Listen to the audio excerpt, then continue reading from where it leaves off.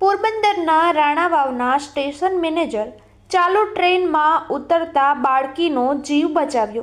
બાળકીના માતા ચાલુ ટ્રેનમાં ઉતરી ગયા બાદ બાળકી ઉતરતી હતી તે દરમિયાન મેનેજરે જીવ બચાવ્યો.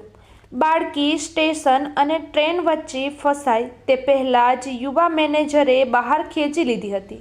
સમગ્ર મામલો સીસીટીવીમાં કેદ થયો હતો. अब फंसेगी शायद ये ट्रेन का मोमेंट हो गया ना अच्छा वाला. अब देखना एक लेडीज उतरेगी. कहाँ उतरेगी? देखो ये उतर लेडीज है. ये लेडीज उतरेगी. देखो इसको डर लग रहा है कि उतरूँ कि नहीं उतरूँ. अब इसकी बच्ची है ना ये देखो वो फंस गई.